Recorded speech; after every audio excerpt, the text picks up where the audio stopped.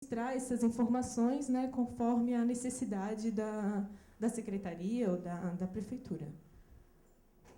Acho que é isso. Algum professor quer complementar? Bom, pessoal, já no finalmente, né? Ou seja, o trabalho que a gente está executando, a nossa preocupação é sempre fundamentar esses dados com ensaios de laboratório. Ou seja, o diferencial do trabalho que a gente está executando é que a definição dos fatores de segurança é sempre feito em função de ensaios geotécnicos de laboratório. Amostra coletada no campo e ensaio feito em laboratório. A partir daí, então, a gente define.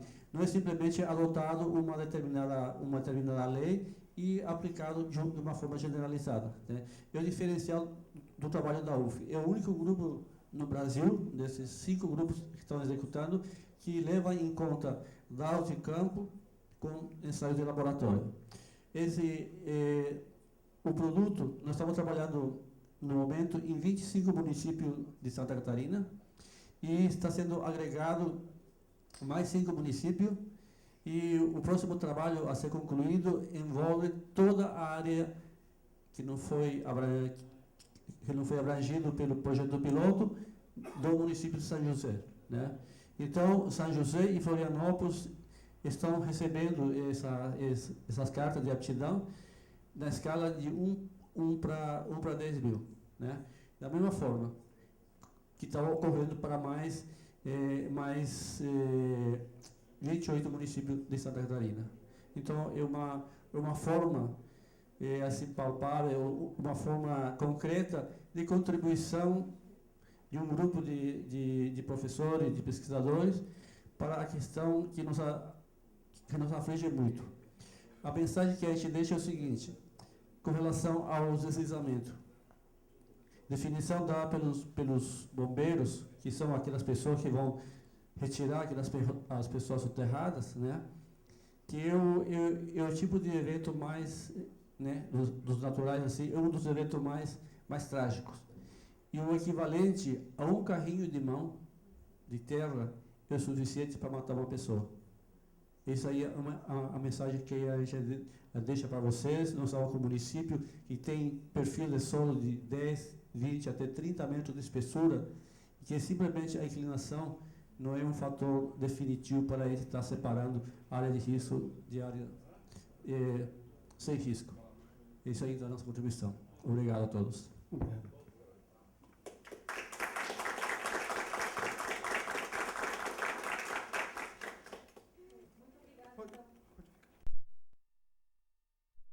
Nós vamos abrir para questionamentos, provavelmente muitos deles vão ser direcionados à equipe. Os inscritos têm já... Eu continuo com 2 inscritos, mantém a inscrição, vereadora Mauri dos Projetos, primeira fala, segunda inscrição, nosso vice-prefeito.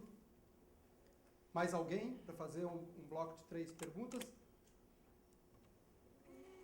Senhor Agostinho, Paulo também está em seguida. Então, depois a gente vai continuando as inscrições e podem chamar os 2 auxiliares ali na lateral, que eles marcam então.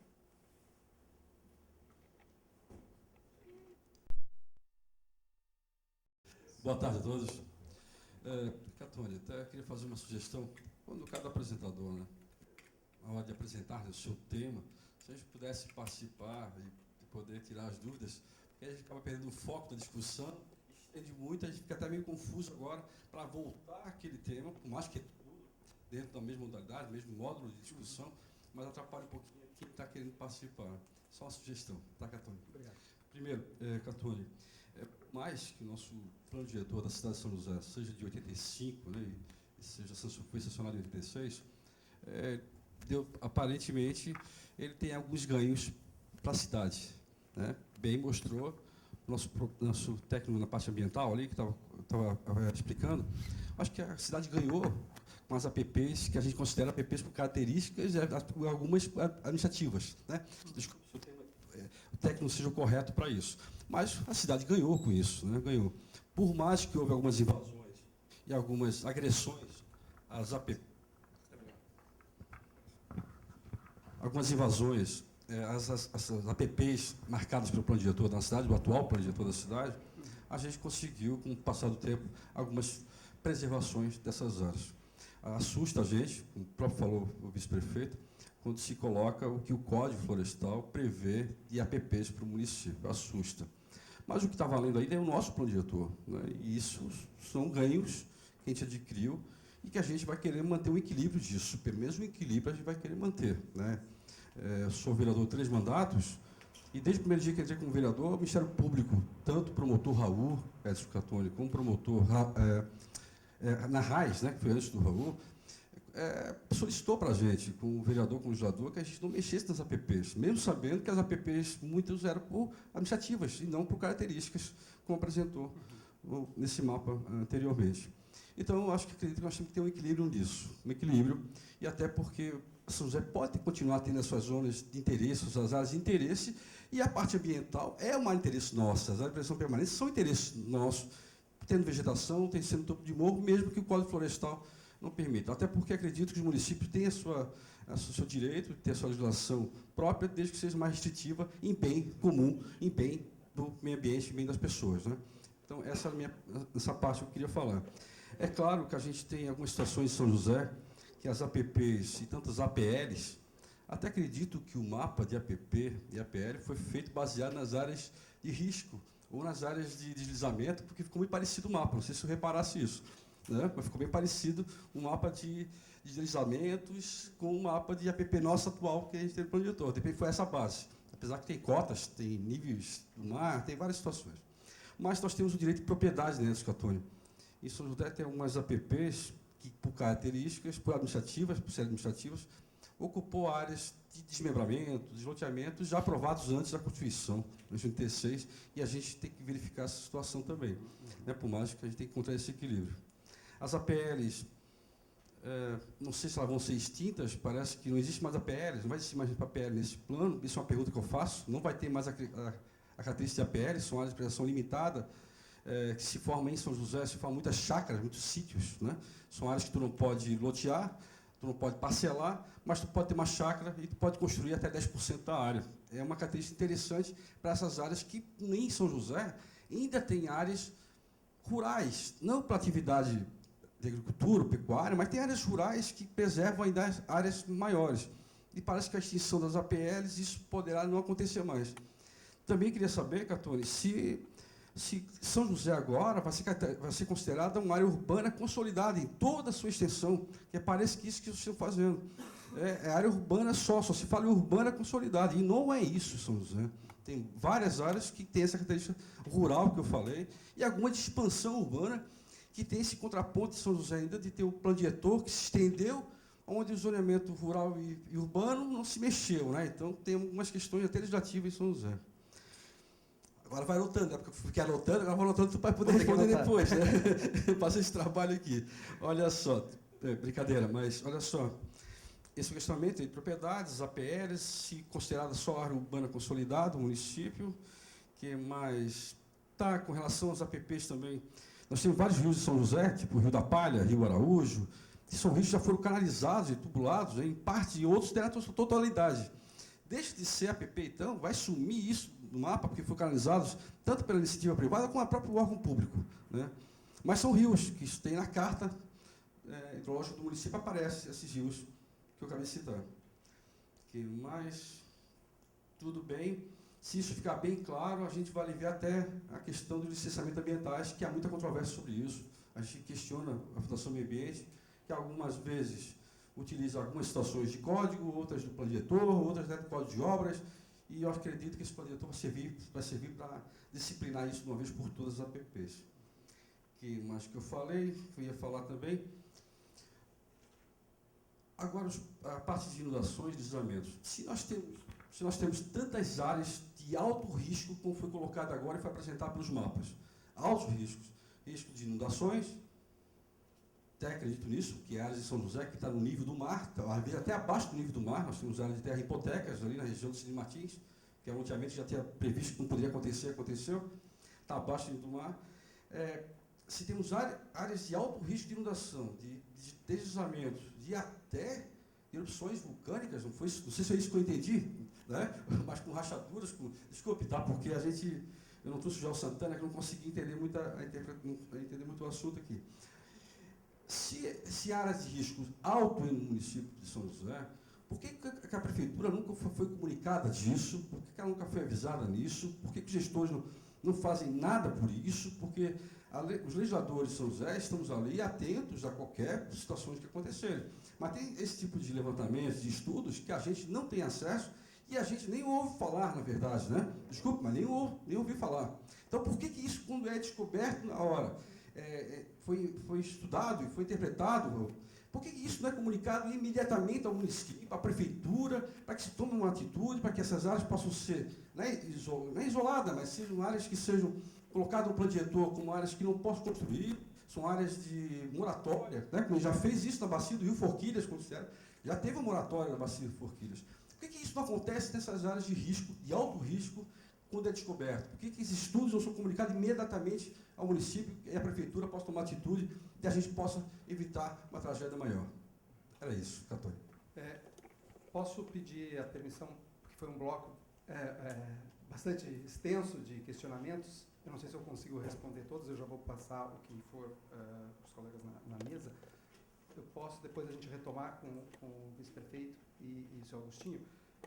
Vereador, vou começar do final aqui. Primeiro que a gente tem visto que, assim que esses estudos são feitos, eles estão sendo disponibilizados. Sim, é a realidade que é bem recente. Quem acelerou isso foram as tragédias na última década e as bem mais recentes nos últimos anos. Ao mesmo tempo que o mesmo governo federal, que teve que enfrentar a questão de flexibilizar as APPs por conta da questão do agronegócio, das questões do desenvolvimento do país e do perfil de exportador de grãos, né? Isso é o que determinou, em grande parte, aquelas mudanças e flexibilizações. Para a cidade, trouxeram uma insegurança. Porque antes nós tínhamos as APPs da forma com que quem conhece aqueles locais onde os professores foram apontando, e o nosso colega, o geógrafo Vinícius, foi também mostrando no outro mapa, tinha uma coincidência, ou seja, de certa forma, nós sempre estivemos mais ou menos, mas eu vou dizer, quando acontecem os eventos, ele se mostra que são menos. A APP, mesmo do código antigo, ela tem uma sobreposição com a área de risco, mas na hora que acontece o evento, ela vai além daqueles 30 metros. E é isso que a gente aprendeu vendo uma série de relatórios, uma série de exemplos que foram colocados para nós, que na medida que você avança no conhecimento técnico desses estudos, você vai conseguindo poder especificar. Então você não fica mais nos 15 metros ou 30 metros de um parâmetro geral de uma lei federal. Você consegue dizer, olha, aqui para ter ocupação, talvez seja 42,5 metros, ou seja 16,7, como é um estudo técnico desse, que diz que o ângulo não é 25, e sim, quanto? 17, 16, alguma coisa. Ou seja, se conseguiu com análises de laboratório, de fatos concretos, de amostras concretas, né, especificar a partir de que momento, né, de que parâmetro deve ser aplicado. Esses dados, por exemplo, da CPRM, que foram os primeiros que o Vinícius colocou, já estão disponíveis da mesma forma nos sites da CPRM, esses da 1 para 25 mil, que são para planejamento.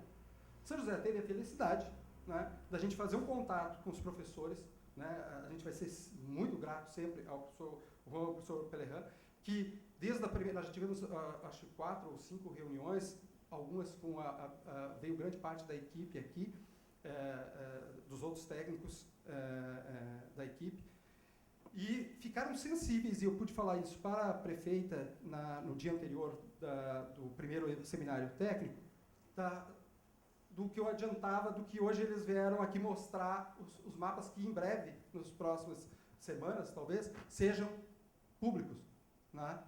E numa escala que vai além daquele mapa, não para 25 mil, que já está disponível na CPRM.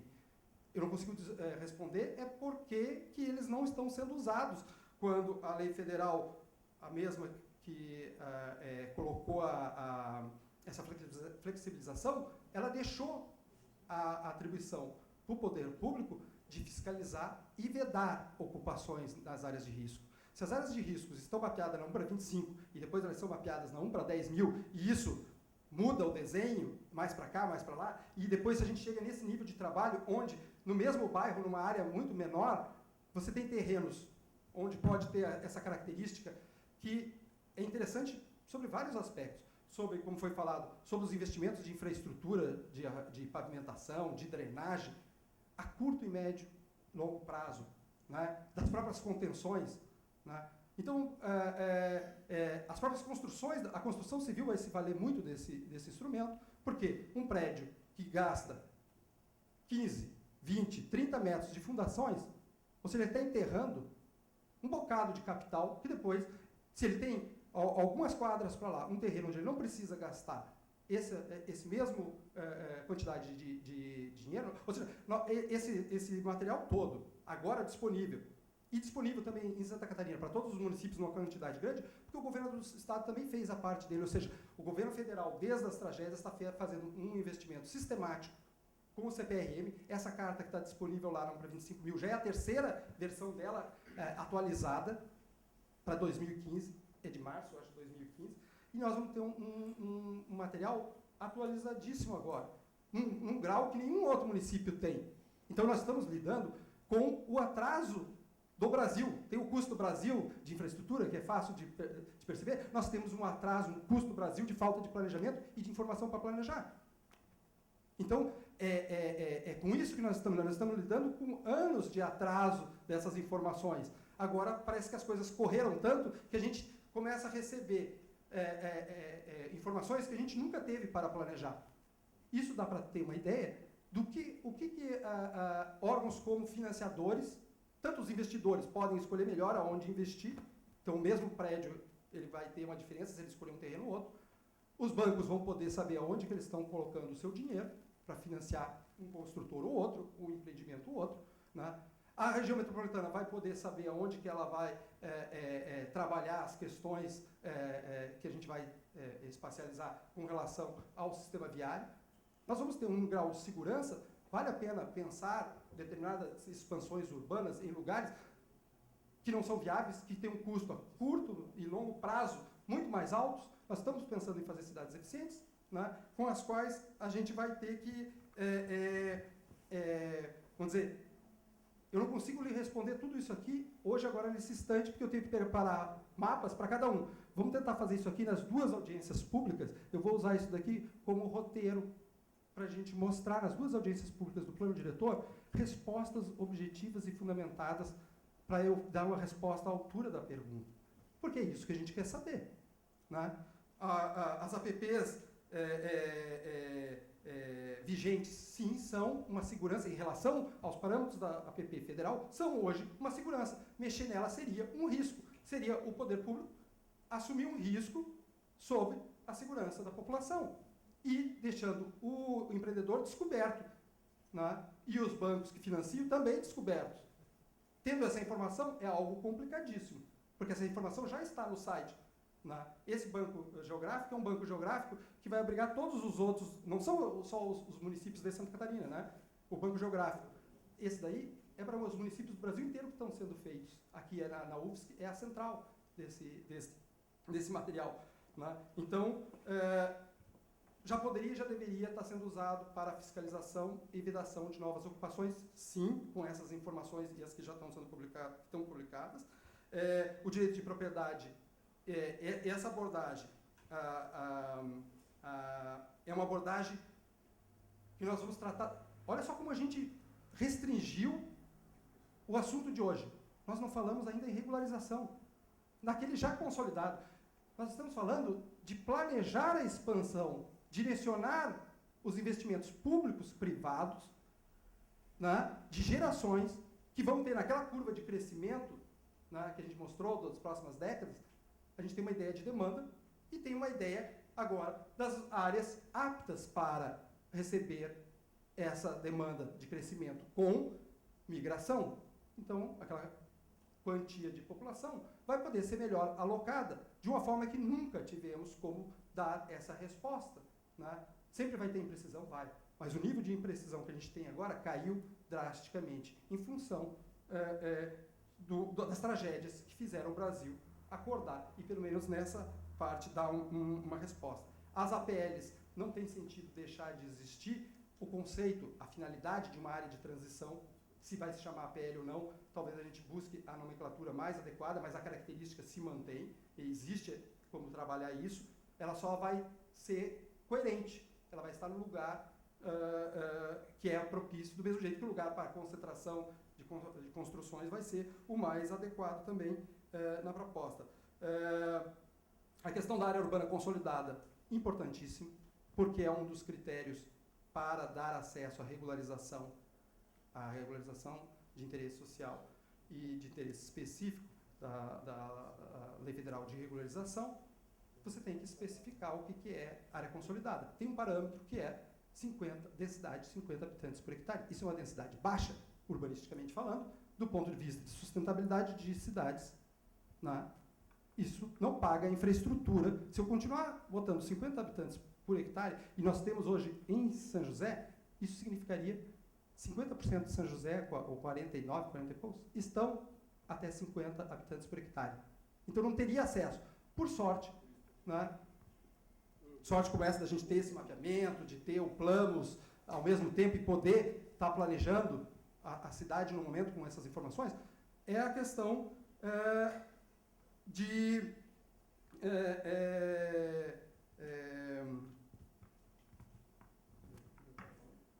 do Ministério Público. Eu vou esquecer porque eu estou cansado. O Ministério Público fez um entendimento, os promotores se reuniram e criaram um entendimento, onde da legislação federal, é o entendimento do Ministério Público, e nós gostaríamos de compartilhar com eles essa discussão que a gente teve hoje, ou ampliar, ou levar até o Ministério Público essa discussão, para que a gente garanta que esse critério não deixe de fora 50% da área de São José. Então, se a gente puder, no plano diretor, aprovar na Câmara, considerando área consolidada sem o critério de 50%, mas a gente vai ter que trabalhar para densificar, porque senão as linhas de transporte não vão se pagar e essas populações não vão continuar tendo um serviço, porque ele não é viável. Então, nós temos que trabalhar dos dois lados, né? A questão dos rios e das canalizações também entra dentro desse outra parte da abordagem, que não é a definição de áreas de expansão, né, que é a parte da regularização, onde como isso tudo vai se rebater naquilo que já está ocupado e vai ser considerado consolidado. Isso mais ainda é para estar com o Ministério Público, porque a forma com que a gente trabalhou em outros planos diretores é fazer dentro do plano diretor um grande programa de regularização, onde possa respeitar cada característica e a gente vê nas recomendações do Ministério Público algo que a gente já trabalhou, que é, às vezes, você tem que criar um TAC. E é uma questão de longo prazo, não é para uma gestão, porque essa irregularidade se formou ao longo da história dos 200 e poucos anos. Nós não vamos, em uma gestão, em 4 anos, fazer um grande programa de regularização só se for para ser um canetaço. Mas se for para tirar as pessoas da área de risco, se for para infraestruturar, se for para fazer a regularização plena e enfrentar isso, será um projeto de anos, né? Então, isso é uma outra parte que, para poder responder, a gente pegou só no risco, nas APPs no risco. Se a gente pegar as APPs e as questões, vamos dizer assim, da agenda verde, todos os outros valores que aquelas APPs administrativas, municipais, não federais, vamos dizer não federais, né? É isso que a gente quer discutir também com a participação com os delegados e os vereadores são delegados no processo participativo para nos ajudar a decidir sobre isso. O que de direito à paisagem, o que de topo de morro, se não é área de risco, mas vai entrar? Quais morros? Para o federal é 100 metros. E para São José? O que é? Né? Que encosta? Que tipo de vegetação? Isso está tudo em aberto para legislar da forma que o vereador colocou, de forma mais restritiva, para preservar valores culturais, históricos, paisagísticos, né, ambientais, e a gente aqui só falou de risco. E não é pouco problema, é por isso que a gente trouxe só um pedaço do problema. Porque se a gente traz tudo de uma vez só, é capaz de correr todo mundo da sala. Né? E se o plano diretor só tivesse que lidar com isso, já tinha um baita de um problema. Outra a parte importante é que, ao mesmo tempo que São José ganha do governo federal, do Ministério da Cidade, nos próximos semanas esse material, né, outros municípios da região metropolitana vão receber. Palhoça, Florianópolis, né, e São José, Alfredo Wagner, Antônio Carlos, né, Nova Trento. Então, a gente está em sintonia, conversando com a equipe da SUDERF, responsável por fazer, tem um prazo legal também de 3 anos, né, para a lei federal, o Estatuto da Metrópole, de fazer um plano de desenvolvimento integrado da região metropolitana. Nunca tivemos, né, tantos municípios com uma continuidade de informações como essa disponível agora. Então, o plano da região metropolitana, não só o de transporte e mobilidade, mas outras informações preciosas como essas estão disponíveis na hora certa, né? A questão é que, vamos dizer assim, talvez daqui a gente não retroceda mais. A gente espera que a gente avance e faça, de forma conjunta, melhores escolhas. Eu disse que eu ia responder rápido, eu demorei tanto quanto as perguntas que eu ainda vou ter que lhe responder nas 2 audiências. Desculpa. Vamos para o segundo inscrito, o vice-prefeito Natal. Queria parabenizá-lo pela apresentação. Realmente, o que vivenciamos aqui hoje à tarde é a realidade de muitas cidades, principalmente São José, mas dizer de que com 34 anos de administração pública, foi a primeira vez que eu vi apresentar um trabalho onde tem realmente um diagnóstico da cidade inteira, por si todos. E que acho salutar de que realmente deva ser colocados as questões mais pontuais na questão da preservação de áreas de APP em São José.